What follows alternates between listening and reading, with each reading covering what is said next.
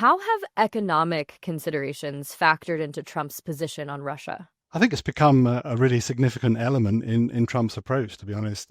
Russia is seen by the US and by the Trump administration as a key potential partner. The US is trying to figure out whether they can do energy deals with Russia, whether they can work together on developing, for example, the Arctic, which is something that Putin has offered, whether they can work together to take advantage of new trade routes. And one key consideration for the Trump administration is that they want to try and draw Russia away from its relationship with China, because that's part of the China strategy for the USA, which is to isolate China rather more. I don't think the Trump administration is naive enough to think that Russia will break its ties with China. The two countries have become very close during this war. Russia has become very dependent on China, both for political and economic support. But they want to try and lure Russia away from over-dependence on China to reduce its involvement with China.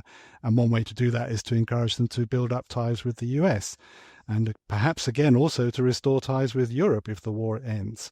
All of that is dependent on the war coming to an end.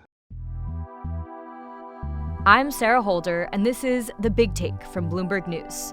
Today on the show, why some investors are eager to start doing business with Russia again, and what taking that gamble could mean for Russia and Ukraine's economies.